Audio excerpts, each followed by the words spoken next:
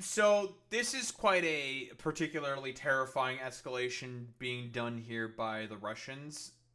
These are manned. I'm going to reiterate that word again.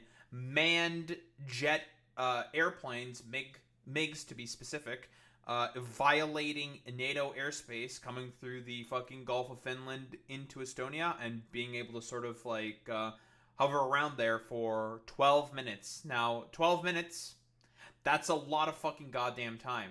These MiGs in particular, the MiG 31 is a nuclear capable fucking aircraft. They can carry ballistic missiles, including nuclearly armed ballistic fucking missiles. They can carry fucking tactical weapons on them. So it's just like, that's kind of like particularly scary.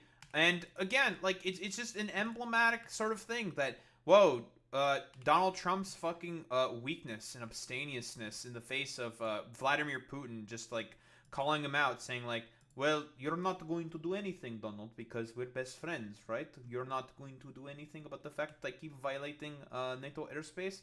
And it's like, "Well, I don't know, Pooty Poo. Like, you promised me that you were not going to do any like bad things. I don't know." It's like, "Well, unfortunately for you, Donald, just for you to make sure that the PTAs don't get released, we're going to keep violating NATO airspace." Because again, like I've said before, this is purely it's a probing attack at this point. Like you can't like not attack, it's a probe to try to like tap in and see like poke the bear a little bit. Not poke the bear. That's not correct to say. Basically see like what the response will be, test capabilities, see what fucking happens. And if I recall correctly, a bunch of Italian fighters were like scrambled pretty much as soon as possible when the sort of incursion happened to basically be like, all right, what's going on here? You guys can shoo, fuck off, go away. We don't want you here. Shoo, shoo, fuck off. None of this. So that's cool, great, fantastic. But now we have Estonia seeking a legal consultation about after Russian jets violate their fucking airspace. What do we have here? From the foreign minister. It was a very clear provocation. It was definitely meant like this, and that's why we are calling as well Article 4 political consultations. That if you put everything. Bro, literally, fucking, it was the Poles first, and now it's the fucking Estonians, bro. Like, I'm telling you, dude. When I said that, like, listen, bro has fucking potentially bigger goddamn ambitions in mind with all of the besides fucking Ukraine. Most like lefties would just like laugh at you at the out of the room. And it's just like, well, dog, how do you fucking explain shit like this? He's taking advantage of the fact that nobody has any trust right now in the United States of America, and is trying to see like, okay, how far can I really fucking push it? Let's see like how far we can go. We had like the 19 fucking goddamn drones that decided to fucking incur within Polish fucking airspace. Now we have the jets. There's also been incursions by drones into Romanian fucking airspace. Bro's probing. He's trying to see like what is the response to the U.S. And so far, in terms of the responses of President Trump specifically, it's been, well, absolutely fucking nothing. Besides like, well, you know, it's happening, guys. The thing that's happening is happening. It's like, dog, you're supposed to be the main one who's supposed to stop this thing from happening. That's obviously bad. Unless like Trump in reality doesn't seem to think it's bad for some reason.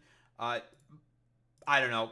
Part of me wants to believe that in reality, Trump is probably okay with like all these fucking goddamn Russian incursions at this point. Like what else are you really supposed to assume besides like I don't know. I don't know, guys. I think the president of the United States might be okay with the fact that the Russians are doing well constant fucking incursions into their fucking allies. Together what has happened during the last couple of weeks. I mean, as well, the attacks against Poland with the 19 drones. So this is already systematical NATO test. 12 minutes violation, heavy violation of NATO airspace needs a solid response on political level and as well on practical level. They were escorted after 12 minutes I'm out. sorry to say, Mr. Estonian man, I have bad news for you. I don't think that shit's gonna fucking happen. I'm gonna keep it so fucking real right now. I don't think that's gonna come from the Trump administration because again, he's like like it's unironically he's a fucking Russian stooge at this point. Like, what else can you fucking assume? From NATO airspace. And if you have Russian fighters in your airspace, if you ask, is it a threat? Of course, it is a threat. well, it is important that NATO shows and gives a message to Putin, but also publicly to our allies that NATO is united, and we take this situation very seriously because the situation is very serious. I'm sorry to say, with Donald Trump in power, I don't think you're gonna get that serious fucking response. Which I mean, dude is fucking correct. This does require a very very fucking serious response, but unfortunately, the dude you got right now in the fucking White House is fundamentally one of the most unserious people on the fucking planet. But what do we got here?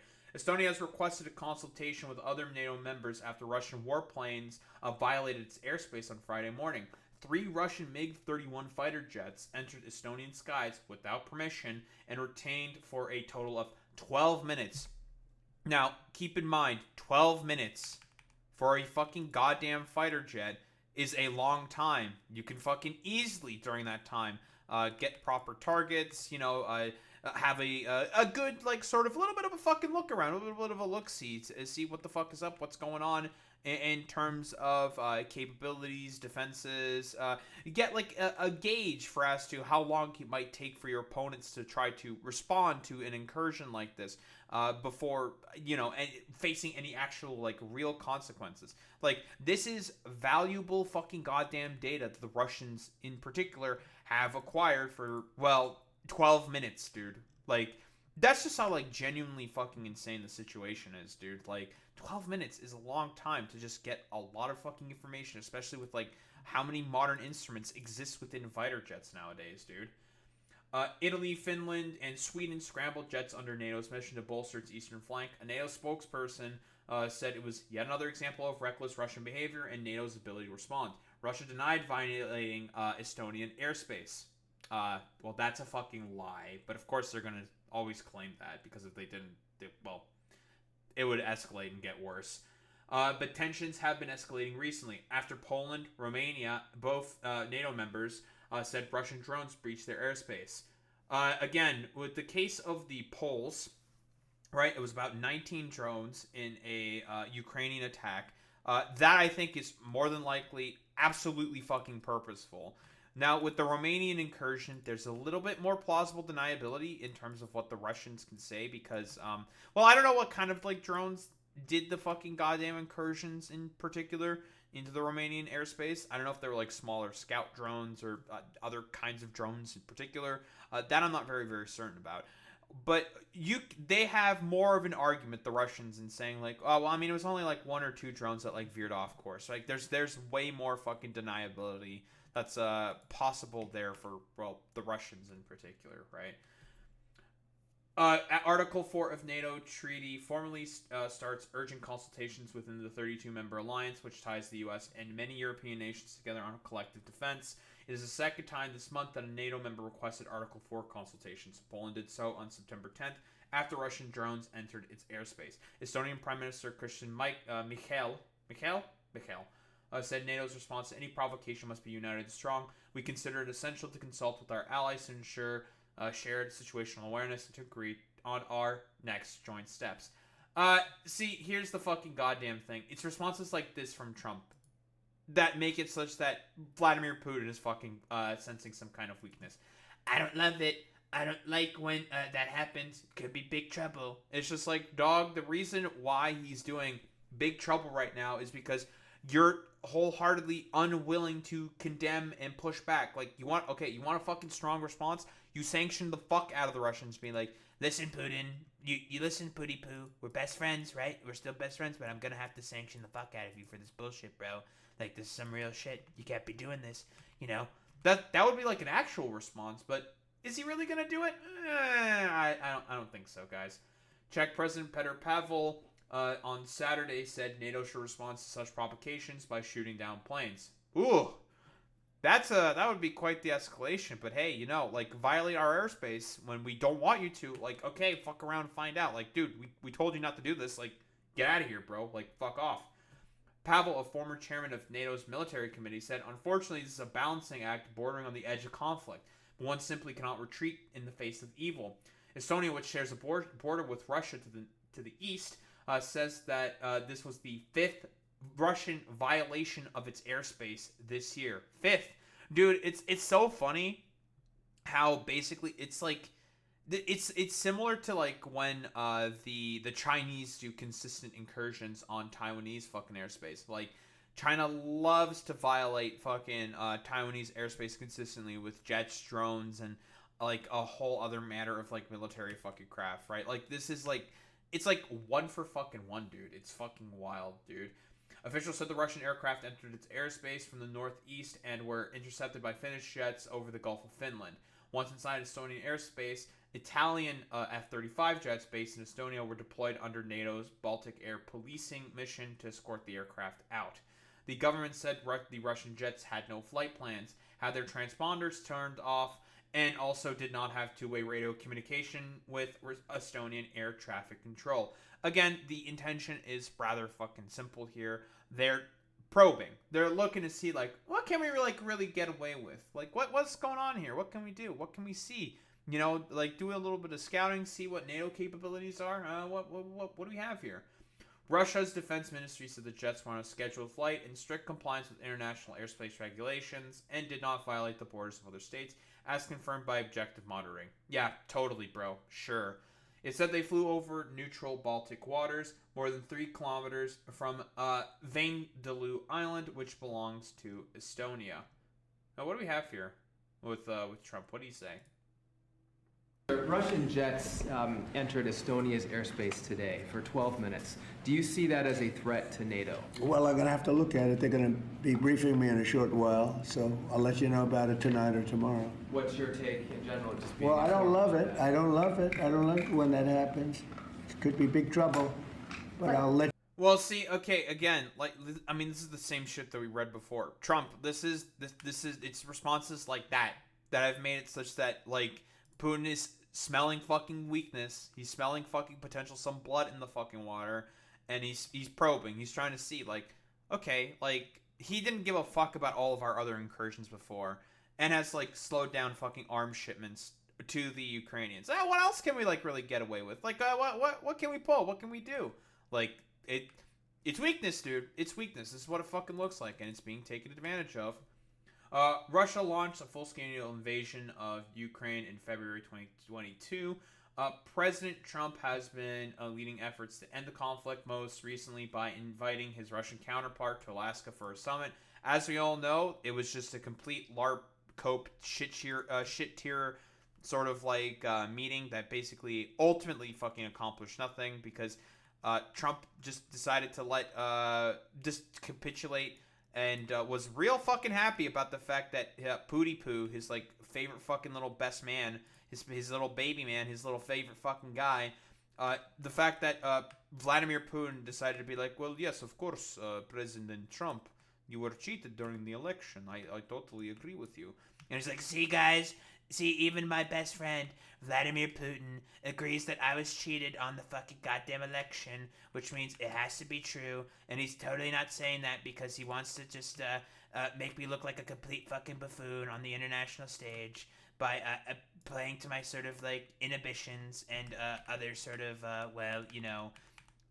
conspiracy theories. He's totally not doing that to get some form of favorable, treatment at all whatsoever from me. No, not at all. I'm so strong. I'm so not weak, guys. Totally. Like, come on, bro. It was a complete fucking goddamn shit show fest. Like, the constant capitulations talk about how there needs to be a fucking peace conference instead of a fucking ceasefire, instantaneously capitulating on a lot of the Russians' framings in terms of the, negotiations that were going on. It makes him look extremely, extremely fucking weak. But Putin's forces have repeatedly rejected calls for a ceasefire. They have intensified the air attacks and have been making slow progress on the ground, despite very high combat casualties reported. Mikhail said the Russian incursion said its war of aggression in Ukraine was not proceeding as the Kremlin had planned. This is a thought that I'm just having right now. Who wants to make a bet, okay? And this is a bet that Vladimir Putin basically wants to inflict as many casualties, have his population bleed out as much as fucking goddamn possible, in order to sort of try to incentivize Trump to come to the deal to say, like, no, I've had enough. There would be no more casualties. I want a peace negotiation now. Who wants to make a bet that there might be a potential chance that that is exactly what Putin might be fucking aiming for? Like, it wouldn't really surprise me if that were the case. I feel like that would be something that Vladimir Putin would do because, again, bro doesn't really give a fuck much about the sort of sanctity of life. He, like, listen, if he could, he's totally willing to sacrifice and throw anyone under the fucking bus if it means, well, he can get a favorable sort of, like, dealing, right? It wouldn't surprise me if that were the case. The aim is to draw and assistance away from Ukraine by forcing NATO countries to focus more on the defense of their own territories. I mean, that's also plausible, right? Friday's incursion was not an isolated incident, even if it was considered the most serious violation of Estonian airspace so far. Speaking to the BBC on Saturday morning, Estonian Foreign Minister Margus Tishkana said it was part of a pattern of Russian behavior. He used the analogy of the boiling frog to explain Russia's strategy. The suggestion is that by very gradually ramping up provocations, none of which on their own would necessitate a military response, Russia is able to test and ultimately undermine NATO's defenses. Yeah, I think that's also pretty fair, to be honest. Like, it is basically like the boiling frog, seeing like, well, how far can we, like, ratchet it up? What can we, like, really get away with here? That is why there are calls, including from former UK Defense Secretary Sir Ben Wallace, for the alliance to take a much tougher line with the Kremlin. He argued Russia needed to be presented with a strategic dilemma. A response that would demonstrate its provocations would come with a cost. The question is, what would that be? In 2015, a much briefer violation of airspace over Turkey, another NATO member, ended with the shooting down of a Russian jet and the eventual death of the pilot. I mean, like, if these incursions keep going on over and over and over again, at this point, like, it'd be like, okay, dog, we're gonna start shooting your fucking shit down, bro. Like, you keep incurring into our airspace. We told you not to. You just keep doing it. Like, okay, there has to be some fucking kind of consequence for your fucking actions, dude. Like, it's provocacious. Yeah, it could lead potentially to fucking World War III. But at some point, like, if you just sit around and you do ultimately nothing, that's going to inevitably just make it worse and make it such that Putin can think that he could just, like, do anything the fuck he wants, and they'll face ultimately zero consequences for any of his fucking actions. Like, at some point, you just have to be like, alright, well, we're just gonna put our foot down, and we're gonna start fucking shooting down your planes, bro. Like, fuck off with this fucking bullshit. Like, you just keep fucking violating our airspace. We told you not to. You just keep doing it. You keep trying to probe and see what our defensive fucking capabilities are. Okay, fine.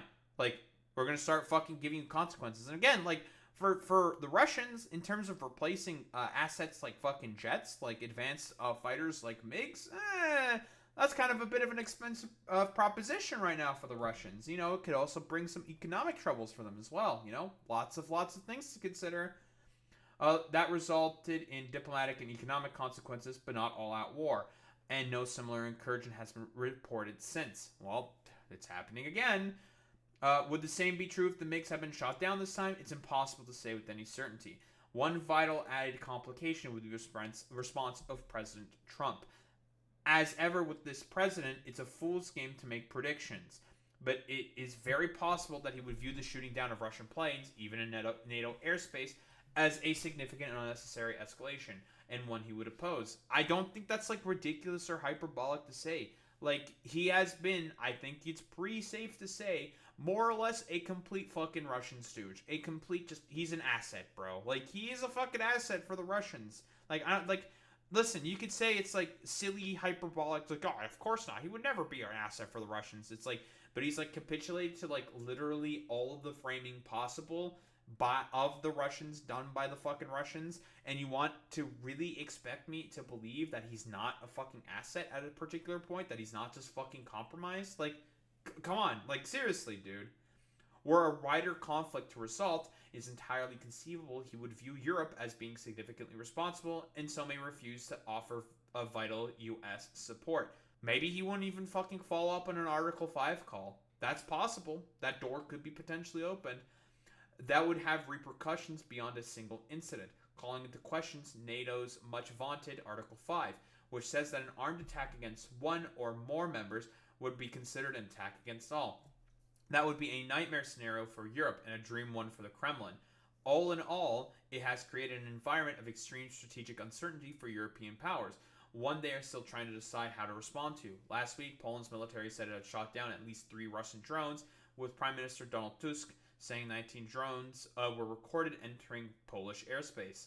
Russia insisted the incident was not deliberate, sure, and its defense ministry said there had been no plans to target facilities on Polish soil, sure.